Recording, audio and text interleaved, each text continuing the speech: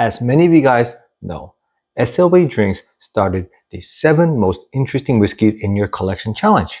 It went all the way to the Bourbon Hutch, who challenged this guy. And I'm not the one to back down from a challenge. So I'll let you know the 7 most interesting whiskeys in my collection and the reasons why they're so interesting. Oh yeah. Welcome to Whiskey Bank. My name is David.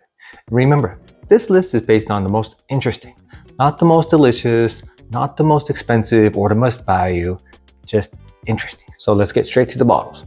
So the first one, this one is interesting because it's the only single malt on this list. And right now I'm still trying to get into single malts or familiarize my palates with single malts, as I still think they're a little too thin mostly, and their flavor profile is not as, I guess, intense or as punchable as bourbons, which I love. But this one has sweetness that just a lot of bourbons don't have. It's going to be the Belvini 14-year-old Caribbean cask finished in rum barrels. It's sweet like a bourbon, but doesn't have the, the burnt caramel or the brown sugar. It's more honey, fruit jam, and that rum taste. And I'm not really a fan of rum finishes in terms of bourbon, but in this case, it just makes the single malt much more sweeter, a little bit more, and the spice stand out a little bit more. And it's nudging me towards the single malt. It's like, hey, come to us. And I'm like, no, not yet. I still love my bourbons, but this is kind of pushing me there. And so that's why it's so interesting. So the next bottle, this one's interesting because it uses a method used by cognacs or brandies that many bourbons, or actually not that, I actually don't know of any other bourbons or American whiskeys that uses this method. And it really brings down the funk of it. And it really makes it stand out a little bit more. It's going to be, still last one, cask strength. So this uses the slow water reduction method that brandies or cognacs use, that Nancy Farley brought over from that world. Because as you know, it's a Texas whiskey. So it has a lot of heat and it really matures in the barrel pretty quickly. But just because it's quicker doesn't mean it's better. And so it does sometimes bring out a little too much of the heat, a little too much of the funk, a little too much of the barrel char. But the slow water reduction program, which introduces more water into the barrel while it's aging, and if it's done right, it makes it this, where it brings out all the sweetness, reduces the funk, and it makes it where aging it faster doesn't mean it's worse. So next bottle, it's really interesting because I didn't think a bourbon this young could taste this good. Now, is it the best whiskey in the world? No, of course not.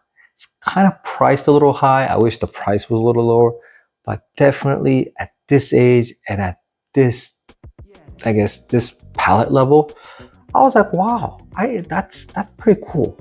It's going to be Hardin's Craig Colonial James B. Beam, coming in at 2 years old and 108 proof. Now, again, the price point is what really kills it. I think it started at 70 or 80. I think it's come down now to about 60, 65, depending on if you can find it. And it's still too expensive. I wish it was closer to 40 or 50. But I did get it on sale for about 50, so I did give it a shot. I was like, how good could a 2-year-old be, even if it's the best beer in the world? I gotta be honest with you, it's pretty good. I mean, I like this. Obviously, I like this better than most standard bottles that comes in at $20, $30, $40.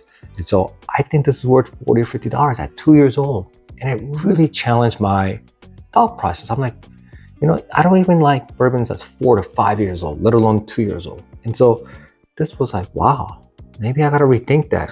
The next bottle to me is very interesting.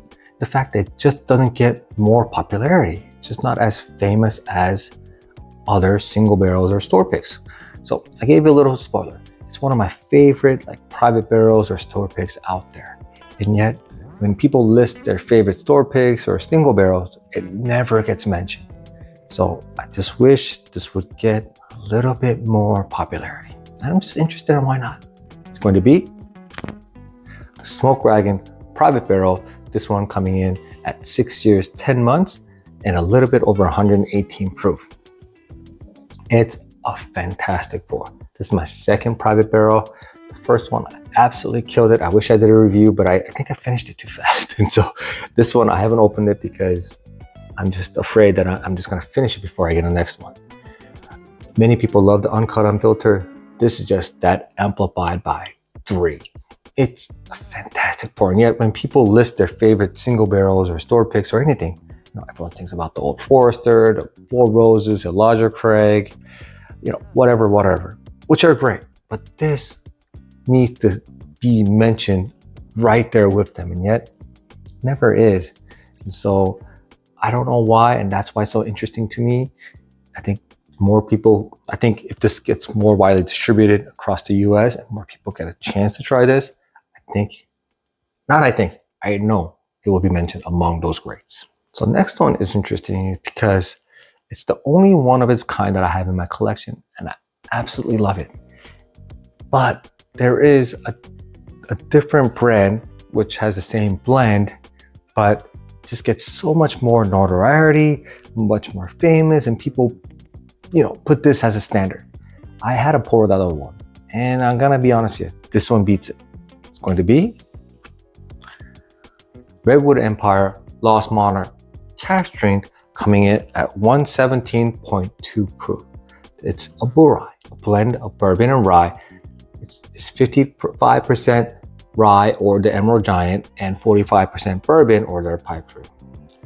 This is amazing. Obviously, I did a review of this a couple weeks ago, but everyone knows the High West Bull Rye. It's the bull rye, right? Everyone, if you think of a bull rye, that's what you think of. But it comes out at 92 proof and at $130. This one comes in at 117.2 and comes in around $65 to $70, at least in my area. It's definitely not above $100 in most areas. But in its cask strength, that one's not even cask strength, it's 92 proof.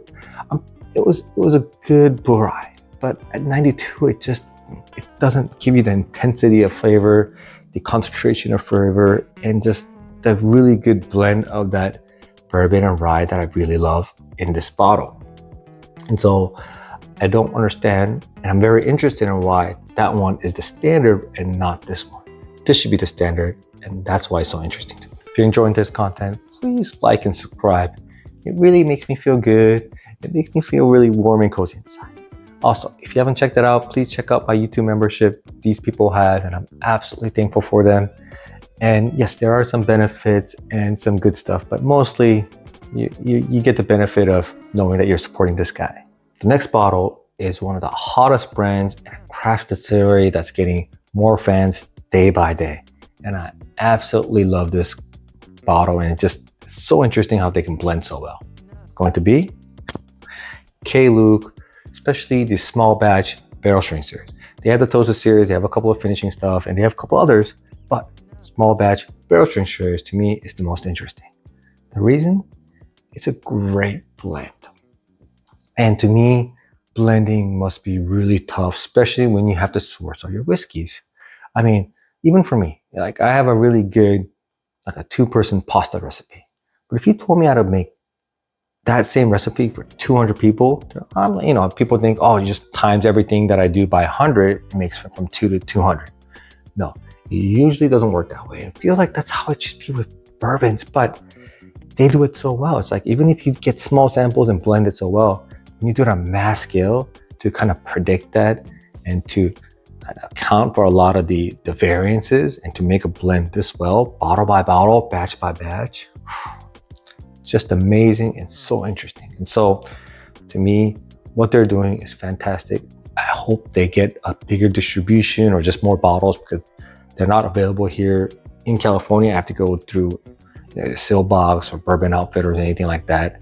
So I don't like to pay for shipping. Even though I buy a bunch of bottles, I hate paying for shipping for some reason. So I hope it gets available here in California soon so I can get their batches and I can have more of their awesome whiskeys. So the next bottle is interesting for 2 reasons. One, it gets a lot of hate. It's too expensive, doesn't have enough information, or people don't like the experience. The second reason it's interesting for me is because of the experience, the nose, palate, and finish. The nose is an absolute fantastic bourbon. I actually thought when I blinded it, I thought it was stag-ish. Cherry Coke, caramel, vanilla, cherry, cinnamon spice. It just had everything that I thought stag would have. But then when I, had a pour of it, when I sipped it, got to the palate, it's very single malt Scotch-ish. It had a lot of honey, a lot of fruits, but it gave you the same vanilla, and I don't want to say vanilla, but it does give you a vanilla and the cinnamon spice, and the fruit was more like a fruit jam, so it felt like a really good single malt Scotch with a bourbon blend. But then the finish was back to bourbon. Very creamy vanilla with a lot of oak, and then cinnamon spice going all the way down with a good hug. So it was a very interesting type of palate, and something I wish was closer to $8 or $9. It's going to be the Woodford Reserve Batch Proof. This one's the 2021 release, coming in at 119.8 proof. But most barrel proof batches or batch proof with Woodford Reserves are in the same boat. Basically, at $130, it gets a lot of hate for being too expensive. The second thing is the no age statement. I think that's what actually killed it the most. If this had an age statement of 12 years at $130, I think people would buy it. I don't think they would have any problems with the price or anything like that. They might have still problems with the palate or the experience, but at least they wouldn't be like, oh, this is so expensive. But when it's basically double retail of Stag, now obviously Stag you can't really find that at retail, but let's just say you can, but it's double retail of Stag and 50 to 60% more expensive in a larger crack barrel proof, what comes in about $80. That seems like it's overpriced. I think the only way to relieve that is the age statement. But they don't do it, they don't listen. I guess they don't need to because it still sells out. So what do I know, I guess. But yes, that's why it's so interesting. It's a lot of hate. And that's why I also didn't buy it for a long time, but I was able to get this bottle at a really good price. And so I jumped in and I'm like, you know what, man, for 130, maybe I'll get the next batches just because it's so good. But every time I think about it, I'm like, well, it is kind of expensive. So that's why it's so interesting that they don't lower the price.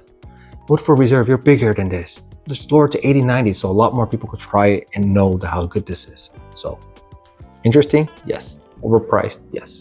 So these are my 7 most interesting whiskeys in my collection today. Now, I like to challenge Troy and Laura for Bacon Drinks and Sean from Echoes of Eternity to make their own list and their own videos on their most 7 interesting whiskeys in their collection, because I know their collection is a lot bigger than mine. Also, let me know in the comments what are your most interesting bourbons in your collection, and if you haven't tried any of these, which one you think is the most interesting out of mine. Thank you so much. I'll see you guys next time.